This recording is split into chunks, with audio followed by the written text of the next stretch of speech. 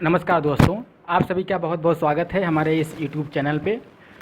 आज का जो हमारा टॉपिक है मानसून, बहुत ही महत्वपूर्ण टॉपिक है और बहुत ही मज़ा आने वाला है। आप वीडियो को अंत तक देखिए, ठीक है। मानसून जो है कि बहुत ही मज़ेदार टॉपिक है और बहुत ही मज़ा आने वाला है, ठीक है। जैसा कि दोस्तों जून का महीना भी चल रहा है और इसी महीने में जो मानसून होता है वो अपने भारत में जो है कि दस्तक देता है। तो इस लिहाज से हमने सोचा क्यों नहीं इस पर एक मतलब कि वीडियो बनाया जाए मानसून को लेकर के। तो हम लोग ठीक है देखते हैं मानसून के बारे में। जैसा कि दोस्तों हमने ये भारत का मैप बना दिया है, ठीक है। और मैप के जो आप पश्चिमी तट पर देखेंगे अरब सागर पड़ता है और पूर्वी तट पर जो है कि भारत के बंगाल की खाड़ी पड़ती है।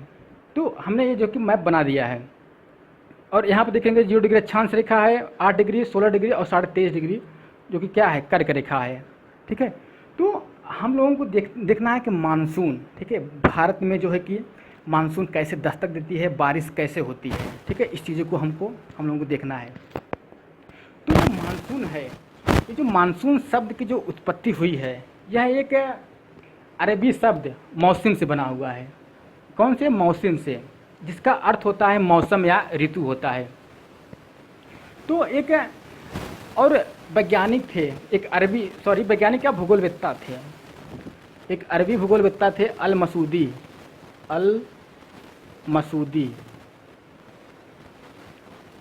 ये जो है कि नाव से जो यहाँ पर देखेंगे तो पूरा अरब का कंट्री है। तो ये नाव से जो है कि ऐसे क्या है, व्यापार करने के लिए भारत में आए और इन्होंने जो है कि महसूस किया, जो नाव थी, नाव देखे होंगे तो बड़े बड़े मतलब कि पताके लगे होते हैं, झंडे लगे होते हैं कि जैसे अगर जो हवा जब टकराती है उस झंडे से, कपड़े वाले झंडे से, तो नाव को प्रेशर करती है, तो नाव जो है कि आगे बढ़ती है हवा के माध्यम से।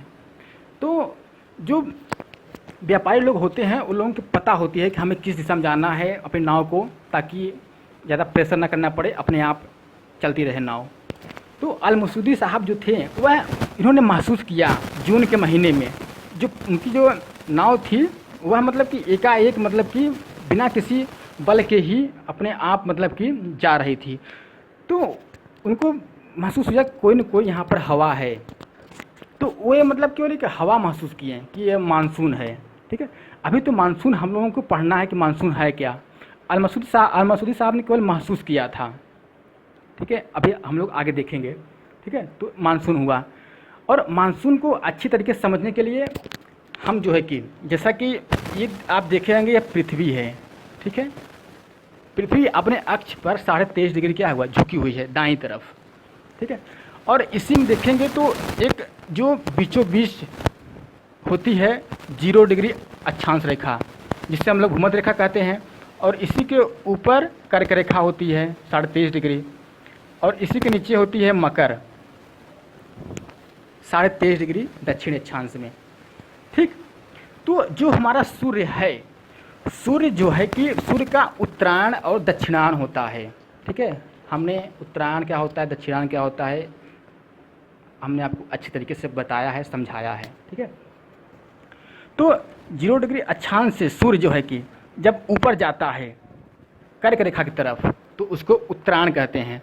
हालांकि सूर्य तो हमारा स्थिर है, लेकिन हमारी जो पृथ्वी 23.5 डिग्री झुकी होने के कारण अप डाउन होते रहता है सूर्य, ठीक है। तो 0 डिग्री से जब ऊपर सूर्य जाएगा तो उसको उत्तरायण कहते हैं। तो उसको जाने में, ठीक है, 3 महीने का समय लगता है, ठीक है।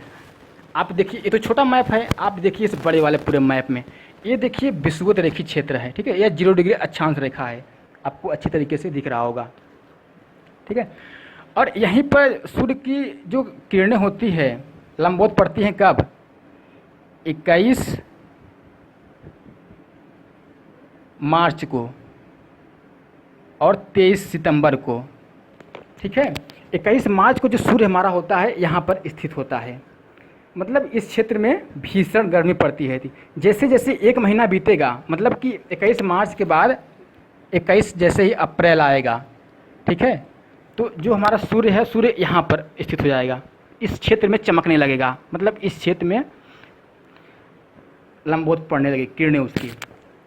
फिर 1 महीने के बाद मतलब कि 21 मई को, ठीक है, सूर्य यहाँ पर होगा और 21 जून को सूर्य यहाँ पर होगा। कहाँ पर? कर्क रेखा पर 23.5 डिग्री उत्तरी अक्षांश पर।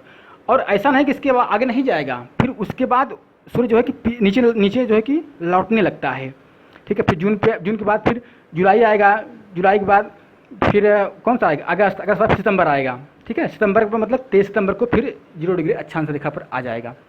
तो सूर्य का उत्तरायण और दक्षिणायन होता रहता है, ठीक है। ये तो हुआ। तो सूर्य जिस वाले बेल्ट में लंबवत किरणें डालेगा, ठीक है, उस वाले क्षेत्र में जो है कि तापमान जो है कि बढ़ जाएगा, ठीक। और यहाँ पर अगर देखेंगे आप तो 1 डिग्री की दूरी तय करने में सूर्य को 8 डिग्री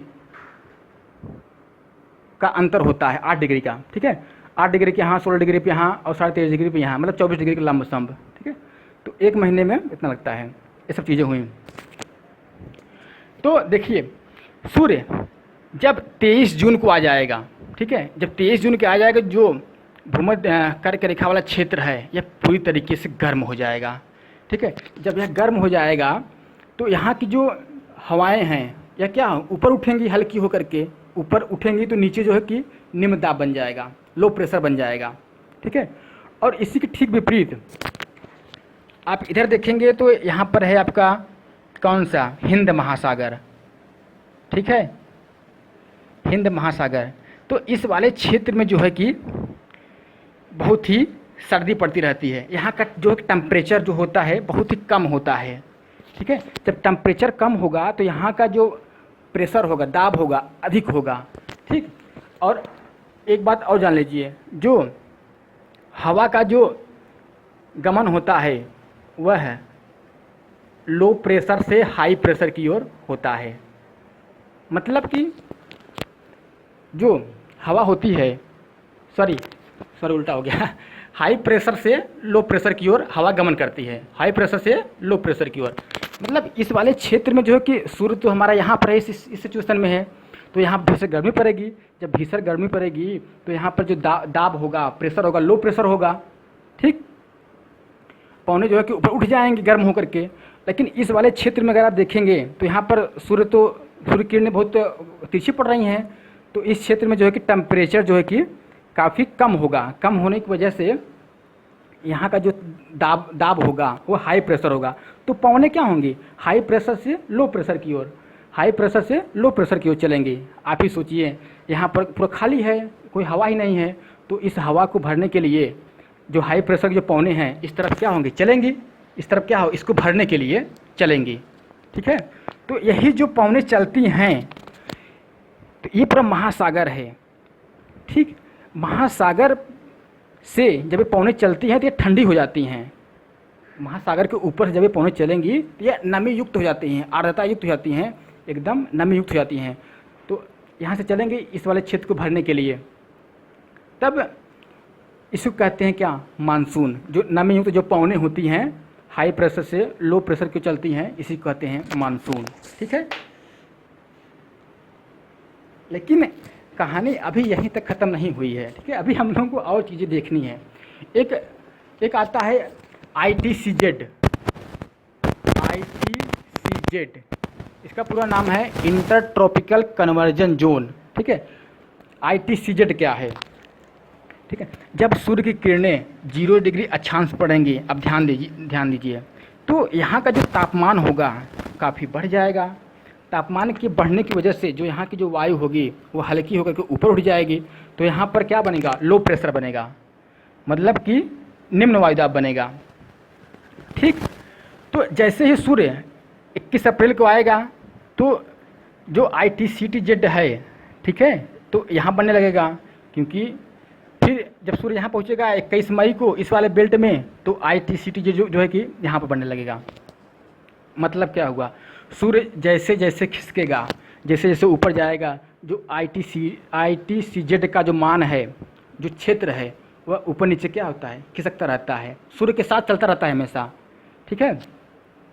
तो ITCZ का मतलब क्या हुआ? एक ऐसा क्षेत्र जहाँ पर निम्न वायुदाब हो, लो प्रेशर हो, ठीक है। यही क्या है? ITCZ है। ठीक, क्योंकि जब यहाँ पर सूर्य पड़ेगा जो ITCZ बनेगा, क्योंकि ये स्थल है और यहाँ पर देखिए अरब सागर है, बंगाल की खाड़ी है। जल की विशेषता होती है, जल न तो जल्दी ठंडा होता है और न ही जल्दी गर्म होता है। जो स्थल होता है जल्दी गर्म हो जाता है और जल्दी ठंडा हो जाता है। ठीक है, तो इस वाले क्षेत्र में जो है कि ITCZ जो है कि ऐसे ही बनेगी। ठीक है, इस वाले क्षेत्र में ऐसे ही बनेगी। ठीक, ये सब चीज़ें हुई। ठीक, तो ये हुआ। अब इसके बाद हमने देखा कि जो पवनें होती हैं, ठीक है, मतलब मानसून, वह हाई प्रेशर यहाँ पर हिंद महासागर में हाई प्रेशर से लो प्रेशर की ओर चलेंगी इस वाले क्षेत्र में। लेकिन मानसून केवल यहीं तक नहीं है। ठीक है, इसी में एक आता है आपका जेट स्ट्रीम। कौन सा? जेट स्ट्रीम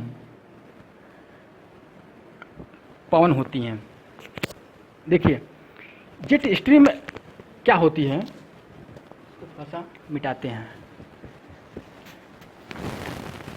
जैसे ये भारत है, ठीक है, भारत के राजस्थान के पश्चिमोत्तर वाले भाग में यहाँ पर है थार का रेगिस्तान। ठीक है, थार का मरुस्थल, ये काफ़ी जो है कि गर्म होता है। तो गर्म होने की वजह से जो यहाँ की मतलब कि जो हवा है वह क्या है, जब गर्म होगा हवा ऊपर उठेगी।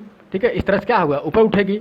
तो ऊपर उठने के बाद, ठीक है, ये अरब सागर के हवाओं से मिल करके आते आते इससे क्या होती है, यह हिंद महासागर के मानसून से जो है कि मिल जाती है। ठीक है, यह तो इसकी अहम भूमिका होती है किसकी, जेट स्ट्रीम को। इसे बोलते हैं क्या, जेट स्ट्रीम। जेट स्ट्रीम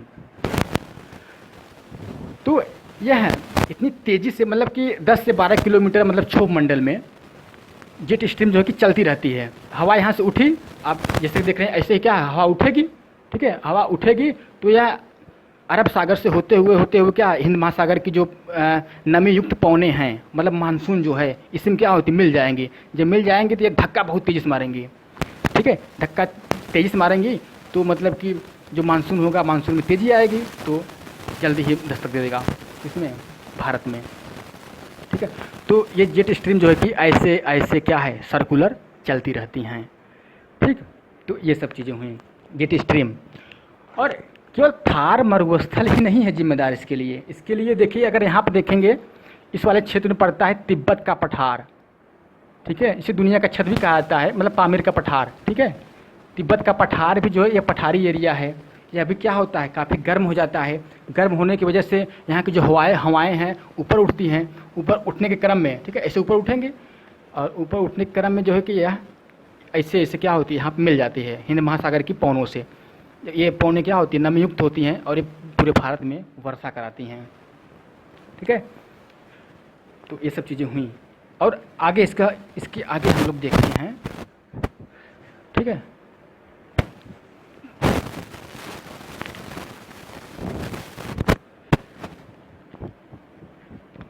ये देखिए 0 डिग्री लाइन है। ठीक है, तो 0 डिग्री लाइन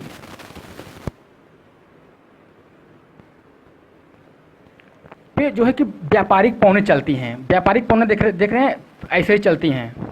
फेरल एक वैज्ञानिक थे, उन्होंने बताया कि अगर आप उत्तरी गोलार्ध में चलेंगे तो जो व्यापारिक पवनें होती हैं वो अपने दाईं तरफ क्या होती हैं, मुड़ जाती हैं। देख रहे हैं ना, दाईं तरफ मुड़ जाती हैं।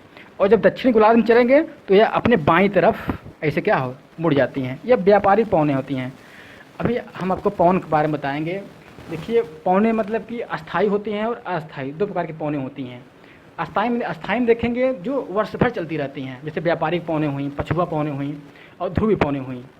ये जो होती हैं ये वर्ष भर चलती रहती हैं। और कुछ पवनें जो है कि स्थानीय पवनें होती हैं।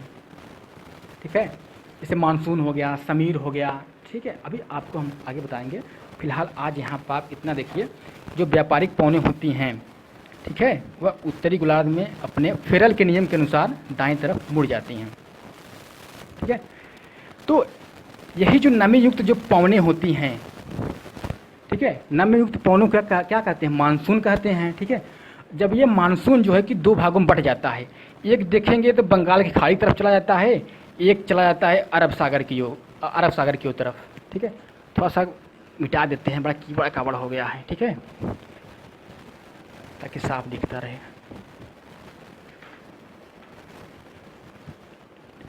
ठीक है, तो जो ये मानसून होता है दो शाखाओं में बढ़ जाता है, बंगाल की खाड़ी की तरफ, अरब सागर की तरफ।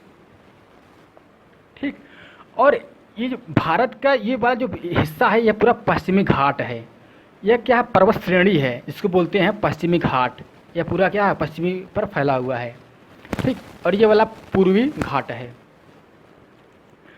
तो जब ये जो पवनें होती हैं, मानसूनी पवनें, जब इस पर्वत से टकराती हैं, और जो दक्षिणी वाला भाग है, मतलब ये वाला हिस्सा काफ़ी ऊंचा होता है, जैसे जैसे ऊपर जाएंगे, ठीक है, जो पर्वत का जो ऊंचाई है कम होती चली जाती है। ठीक है, तो ये काफ़ी ऊंचाई पर है, तो जो नमी युक्त जो पवनें हैं धक्का मारेंगी, इस पर धक्का मारेंगी, तो जैसे है धक्का मारेंगे तो ऊपर उठेंगी हवाएं नमी युक्त हवाएं ऊपर उठेंगी, तो ये संघनित हो जाएंगी, बादलों का निर्माण करके तुरंत क्या वर्षा करा देंगी।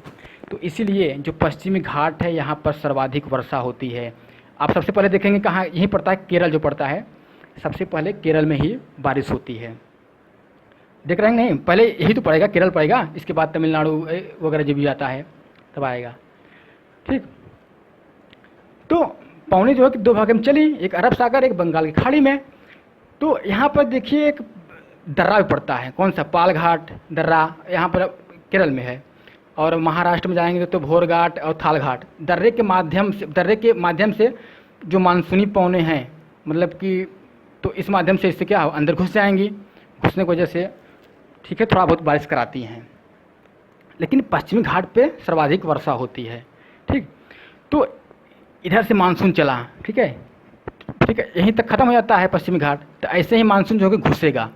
ठीक है, मतलब नर्मदा और ताप्ती नदियाँ जो हैं कि यहीं पे क्या है, ऐसे ही हैं।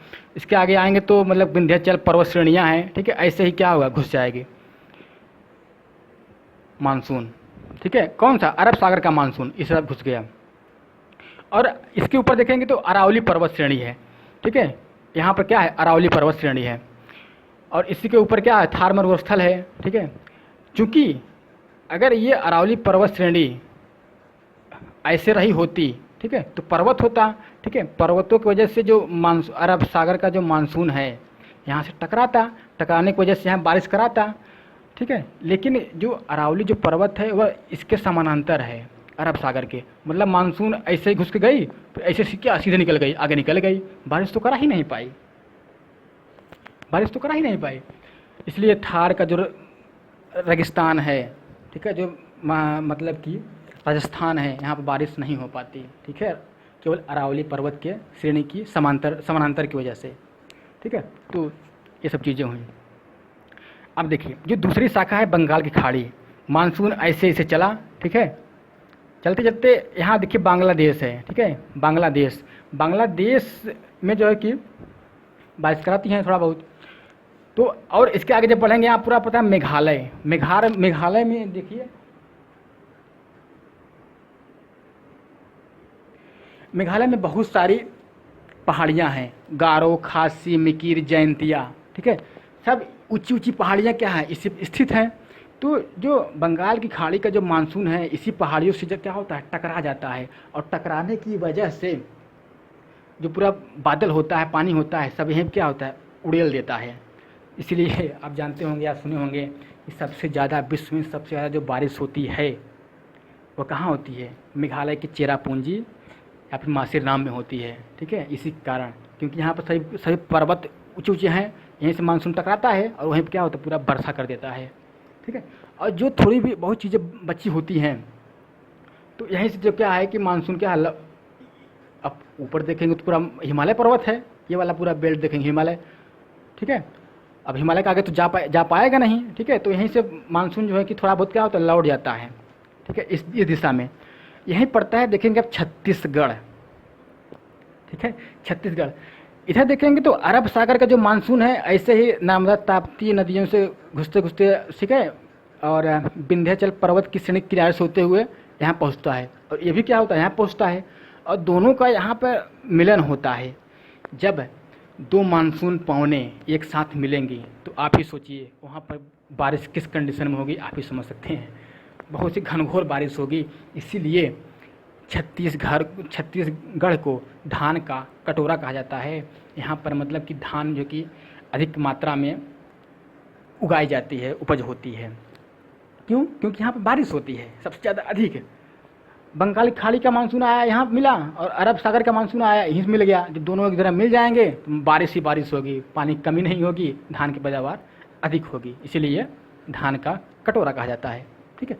इसके दूसरी तरफ जो अरब सागर का जो मानसून है, ऐसे ऐसे अब देखिए मतलब कि राजस्थान में तो बारिश हुई नहीं, आगे निकल गया, मतलब हिमाचल प्रदेश और उत्तराखंड के आसपास। और इधर से देखेंगे तो बंगाल की खाड़ी जो है कि ऐसे ऐसे यहाँ पर राजस्थान में हिमाचल प्रदेश और उत्तराखंड में आकर के यही में आपस में मिल जाएगी। तो अब जाहिर सी बात है जब दो यहाँ पर मिलेंगी तो वहाँ पर भी, यहाँ पर चूँकि पर्वतीय एरिया है उत्तराखंड और हिमाचल प्रदेश, ठीक है, जब एक स्थान पर जब मिलेंगी तो क्या होगी, बादल क्या होगा, फट जाएगा। वहाँ पर बारिश जो होती है क्या होती है, बूंद बूंद नहीं होती है, जैसे कोई बाल्टी से पानी उड़ेल दे एक बारिश हो जाएगी। ठीक है, तो इसी कहते हैं कि बादल का फटना। ठीक है, तो ये सब चीज़ें हुई। अभी देखिए अभी कुछ सालों पहले मतलब 2013 में जो आया था उत्तराखंड में, काफ़ी तबाही मची थी, बादल फट गया था। ठीक है, तो ऐसे ही हुई थी, ये चीज़ें हैं। ठीक, तो ये सब चीज़ें हुई मानसून। ठीक है, तो इससे क्या निष्कर्ष निकलता है, जो मानसून का जो जिम्मेदार है वो सूर्य है। सूर्य जैसे जैसे उत्तरायण होगा, उत्तर की ओर बढ़ेगा, ठीक है, टेम्परेचर क्या होगा, बढ़ेगा। जब टेम्परेचर बढ़ेगा तो जो है कि जो प्रेशर है वो लो प्रेशर का जोन बनेगा। जब लो प्रेशर का जो बनेगा, जो पौने होती हैं हाई प्रेशर की पौने लो प्रेशर को भरने के लिए चलेंगी, यहाँ से चलेंगी तो क्या होगा, और नमी युक्त चलेंगी, नमी युक्त चलेंगे तो क्या बारिश कराएंगे। ठीक है, यही क्या होता है मानसून। ठीक है, और ठीक इसके बाद आप देखेंगे तो लौटता हुआ मानसून क्या होता है, जब सूर्य 21 जून के बाद लौटने लगेगा, लौटते जब नीचे आएगा, मतलब कि क्या दक्षिणी गोलार्ध में चला जाएगा, तब इस वाले क्षेत्र में क्या होगा, ठंडी पड़ने लगेगी, और नीचे वाले क्षेत्र में दक्षिणी गोलार्ध में क्या होगा, गर्मी पड़ने लगेगी। तो जस्ट इसका क्या हो जाएगा, उल्टा हो जाएगा। तो यहाँ पर क्या बनेगा, हाई प्रेशर बनेगा, और नीचे क्या पड़ेगा, जो लो प्रेशर बनेगा। तो जो बंगाल की जो खाड़ी है, यहाँ की जो पौने हैं नमी युक्त, ठीक है, तो ऐसे ही जब चलेंगे उत्तर पूर्वी से चलेंगे तो यहीं तमिलनाडु के तट पर, ठीक है, कब, दिसंबर महीने में क्या होगा, बारिश कराएंगे। इसी को कहते हैं लौटता हुआ मानसून। मतलब कि ठंडी के महीने में तमिलनाडु के तट पर क्या होती है, बारिश होती है। इसी को कहते हैं लौटता हुआ मानसून। ठीक है, तो मतलब कि जो इस तरह से जो दस्तक दिया मानसून, इसे दक्षिण पश्चिम मानसून कहते हैं। ठीक है, जो उधर से मानसून आता है उसको कहते हैं उत्तर पूर्वी मानसून, जिसे हम लोग लौटता हुआ मानसून कहते हैं।